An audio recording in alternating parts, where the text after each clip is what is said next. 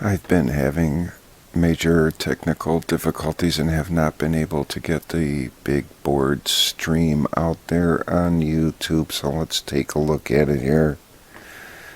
And if you've been following along, number one, the 50 EMA is now above the 50 simple moving average, so the yellow caution flag was taken away. Same thing with the S&P 500 AD line is above its 21 EMA signal line, along with the NASDAQ 100 AD line above its 21 EMA signal line.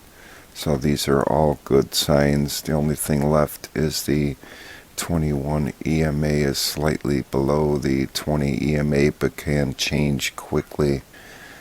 And the PPO extreme way at the top here has been getting closer to the PPO level 3 over here.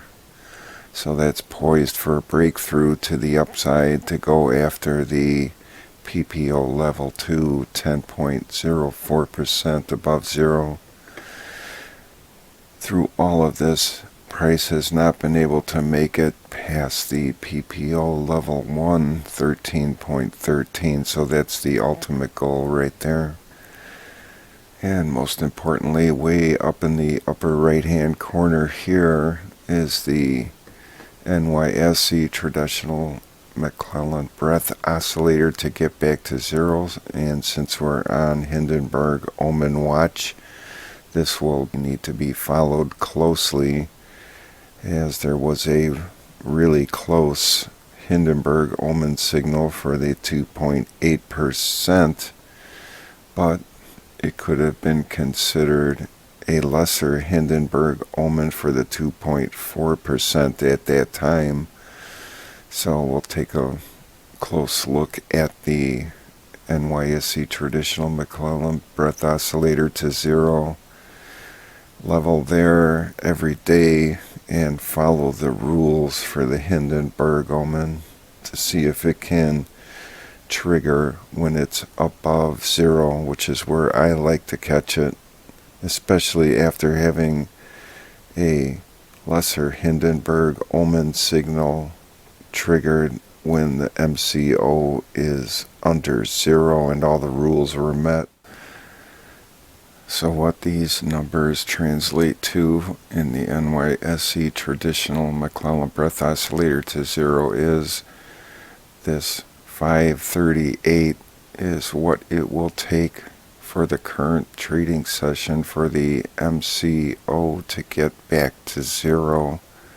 And the one in parentheses right here is the number from the previous day. And then in the NYSE advancing declining widget that I show along with the big board when it's streaming, you can see where the advanced decline line is and how close it is to getting back to zero. So in the pre-market hours right here, it's 196 negative. So to get back to zero, it would have to cover that negative 196 to get back to zero there, right here, and then go 583 advancers over decliners right here.